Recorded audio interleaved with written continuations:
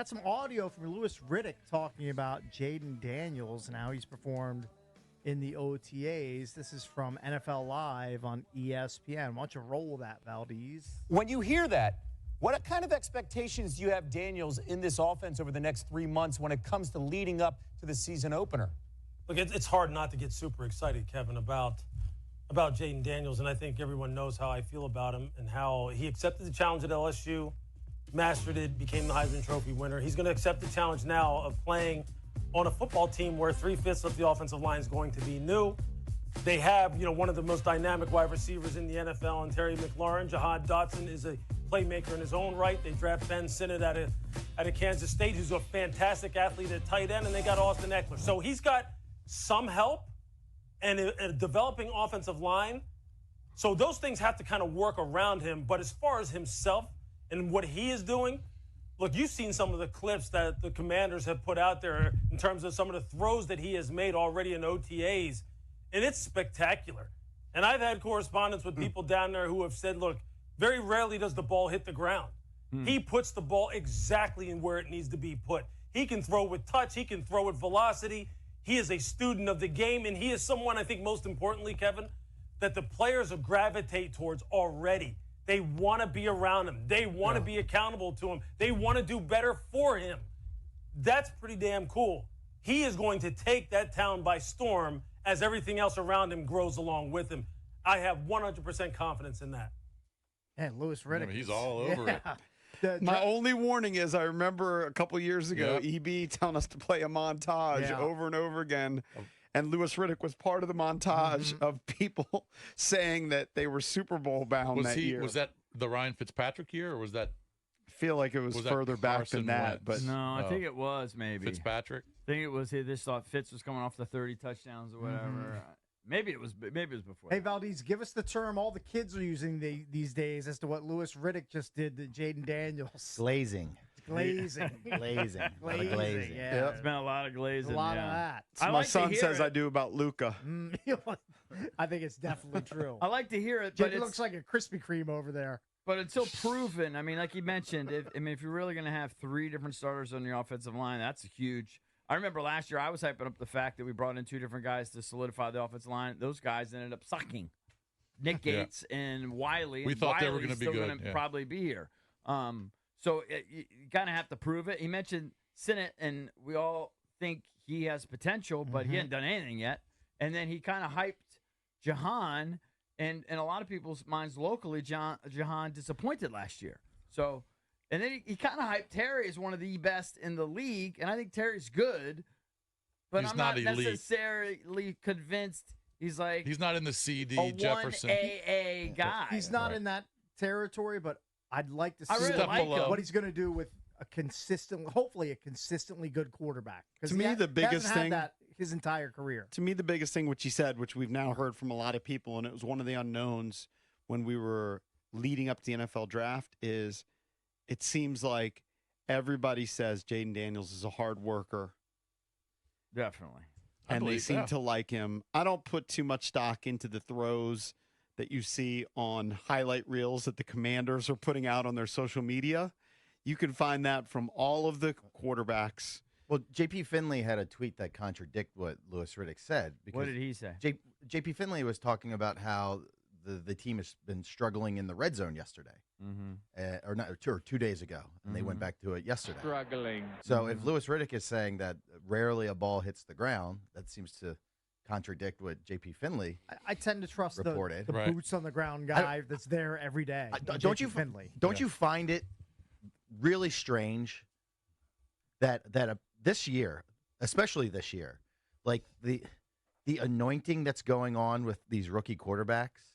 I mean, Louis Riddick, is already kind of jumping on the Jayden Daniels bandwagon. I mean, Nick Wright yesterday put out his top 5 quarterback list. He put Caleb Williams, number 5, on his top quarterback list. He just wants to get ahead of it.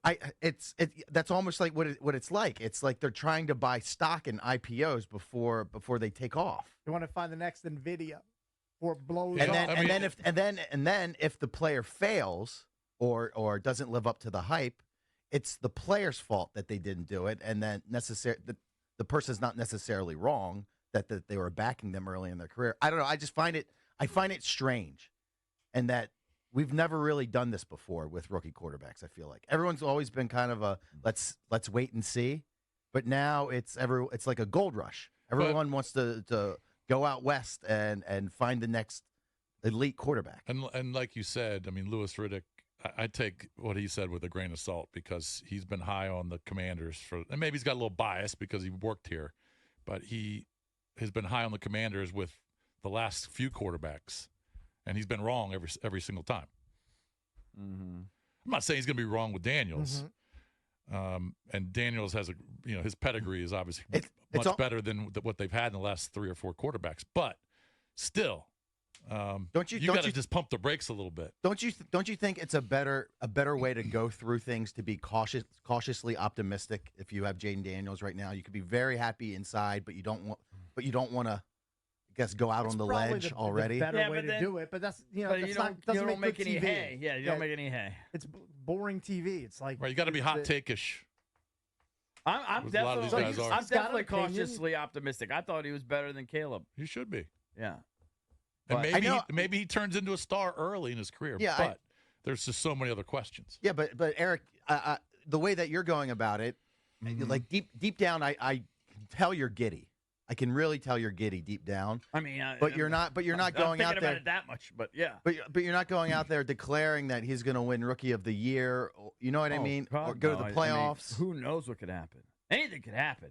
But I would say the way you phrased it is accurate. I'm cautiously optimistic, but I was cautiously optimistic with Howell too.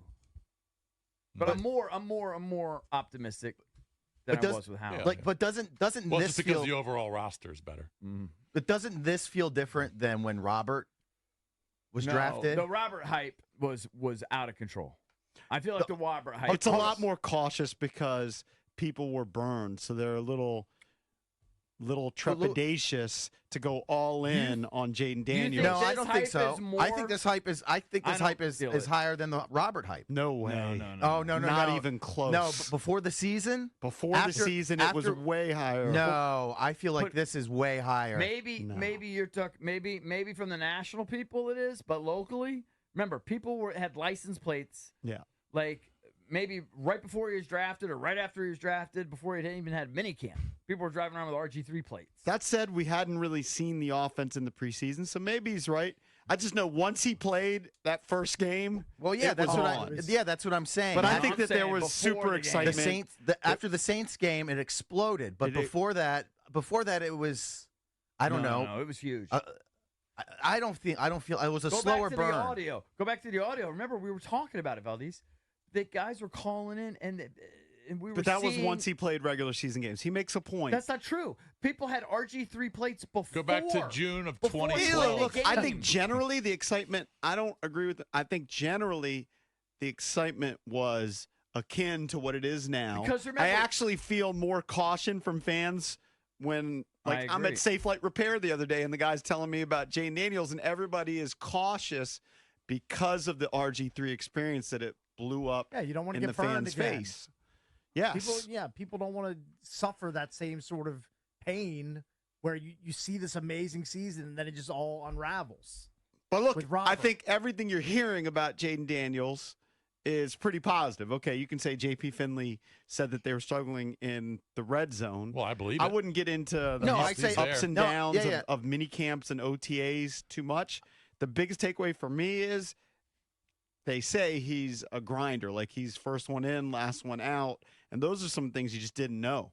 You didn't know if he had like that super work ethic. The goofy story about studying the playbook on the plane, to me, did impress me. Sure. Maybe you could say it's cheesy. It's a good trait to have. Maybe it's a try hard. Who knows? But I like try hards. What impressed me more than anything was actually when we finally saw him doing interviews and stuff. He was just his demeanor. Mm-hmm. I think he was a chill dude, humble kid. He was pretty humble. Yep. He wasn't, he wasn't making it all about his socks and whatever the goofy thing Robert was into. Seems like he's ready to just hunker down, get to work, learn the playbook. Yeah. I mean, I can't remember what the local media hype was. Oh no, I remember fan hype distinctly. 12 years ago, but if you say it was, Because remember, we traded all these picks. I know. It was a massive move. It was a big move. Yeah. To finally, because we got our guy. Plus, the team was just more popular then.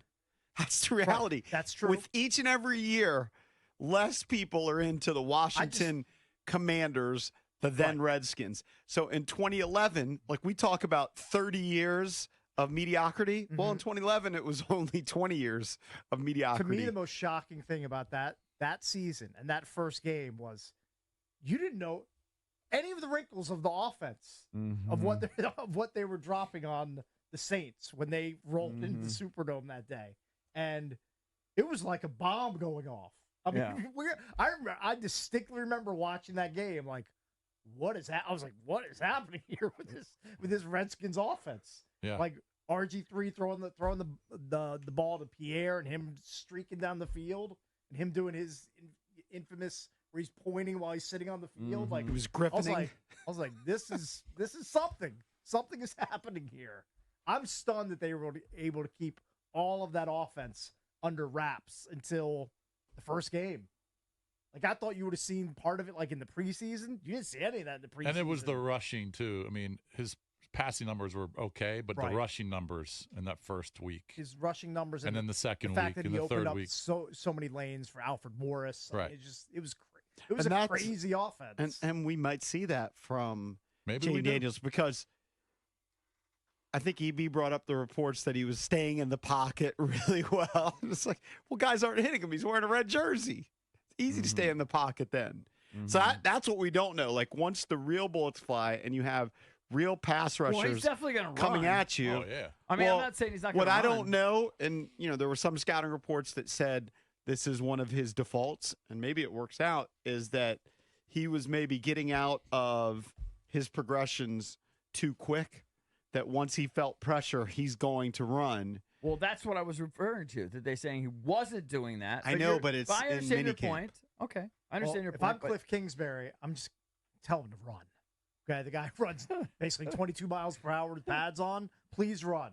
If you're deciding between running and not running, and you can stay healthy, please run and go gain 15 or 20 yards. As long as he's not pick up the tackled first down. a la RG3, where every time he got hit, it looked like a car crash. I hope that And we've doesn't seen happen. those videos of Jayden Daniels in college where he gets hit, and it looks like spectacular hits. What do they have it cartoonish. to, like Super Mario or something, and whatever they have it. Yeah, it's to like the sound effects. It's like Wile E. Coyote in Bugs Bunny videos from back in the day. Right. He just gets blown up. Right. You don't want that to happen. It seems like the fans that I talk to, for the most part, say they're really excited for him, but they are cautiously optimistic because of RG3.